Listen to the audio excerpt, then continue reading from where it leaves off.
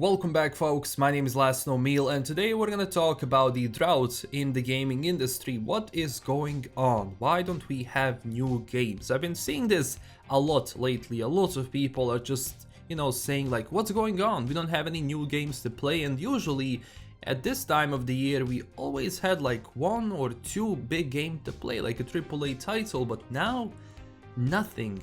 It's drought outside, it's drought in the gaming industry, it's drought everywhere. Now, I'm gonna go into detail on why I think this might be happening, and there's a few factors we're gonna be talking about, so let's get into it.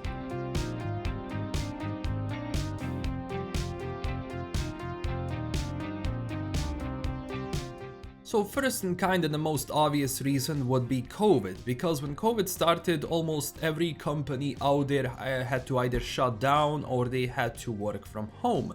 Now, when it comes to like the IT industry, when it comes to gaming industry, they have the pleasure of actually being able to work from home. And at first that sounds like a great idea, I'm gonna work from home, it's gonna be amazing, I'm not gonna look at my co-workers anymore, I'm just gonna chill at home, I'm gonna be in my pajamas and I'm gonna be making a game or coding or whatever. That sounds like a great idea for the first few months, but later on you kind of see that it can become a problem, because the dynamic you kind of got used to in the workspace is not really there. Now, when it comes to video games, it can be a huge collaborative process, meaning you can have up to 1,000 people working on a video game. And when you have that huge amount of people actually working on something, and especially if those people have to work from home, the dynamic is not going to be the same. You're not gonna have the flexibility and the freedom of actually visiting your coworker to check this out, to check that out. All right, let's see, what is this going to do, what is this going to do, etc, etc. When you're working from home, it can become a lot more tedious and a lot more slower. So I do believe that a lot of games we had, which came out in the past several months, which had issues, one portion of that can be definitely contributed to COVID and to them actually working from home. Like, for example, Cyberpunk 2077, again, working from home is not the biggest reason why the game came out such it is, but at the same time, looking at the scope of the game, making that game from home was extremely difficult, because again, you don't have that dynamic anymore, so you had to adapt. And whenever you try to adapt, there is going to be this transitional period, and you're not going to give your best during that transitional period, and people had other worries. And look, this just wasn't the case with CDPR. You had a bunch of companies actually delaying their games. Like, for example, Halo Infinite is still being delayed. Now, the multiplayer is coming by the end of this year, but that game was supposed to come out ages ago. So those delays not only hurt like developers themselves, but they also hurt like, for example, Sony or Microsoft, because Microsoft and Sony, they depend on a lot of games, because it's those games that sell their consoles. And that's the problem now, because you don't have that many games. And usually, I've been looking at PlayStation 4 when it came out, I've been looking at PlayStation 3 when it came out.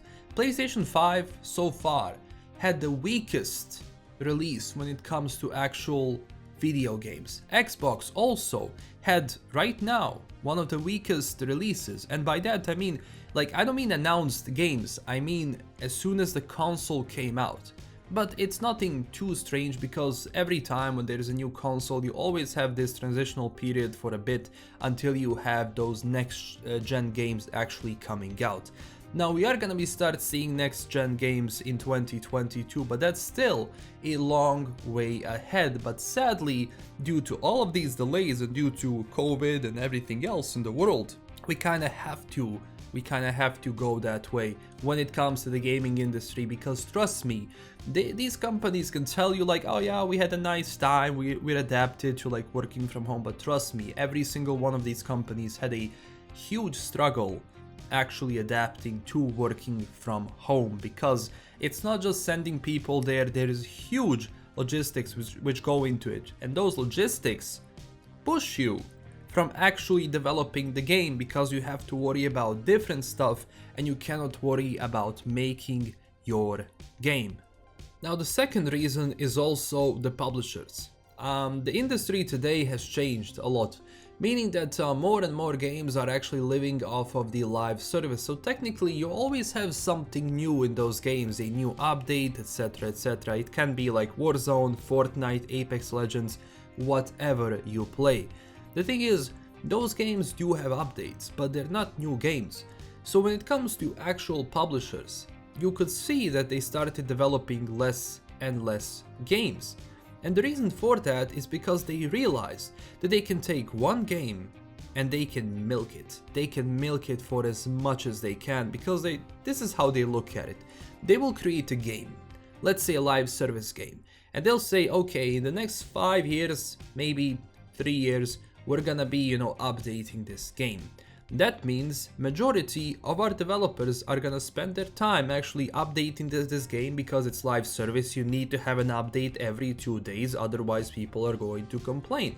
So that means you have to take more and more devs working on other projects that they can actually support your live service games. A perfect example of that would be Activision.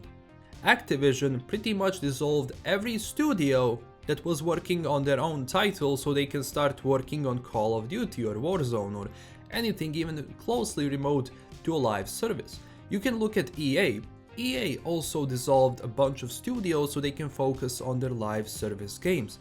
So of course that companies now are gonna be pushing that.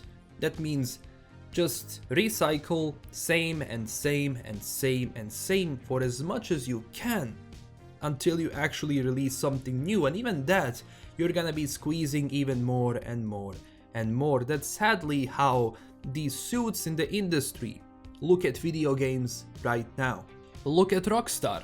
Rockstar hasn't released a game in a while. Rockstar was releasing a lot more games before. Now also you can argue that the complexity of the game has increased, so of course you will have less and less games. But the thing is, that's really not the case. I think that Rockstar and a bunch of other companies just don't want to do it, because they know, like, once they release their new title, it's going to sell. And they also know that they're making a title which is gonna be making them money for the next 5 to 10 years. Like I'm telling you, the next GTA which comes out, when that GTA comes out, you're not gonna see the next GTA in about 15 years, especially if it's popular as GTA 5 actually is. So that's another thing.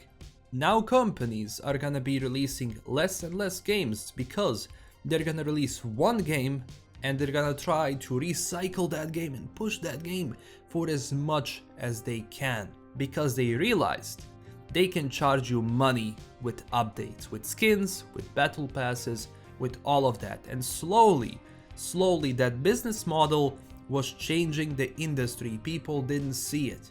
Every single year, more live service games, less actual games. And it was just going and going. And now that we have, COVID behind us and everything, you can see like how basically this opened up the gaming industry, and we've seen it for what it actually is right now. So is this going to change? Well, I don't know.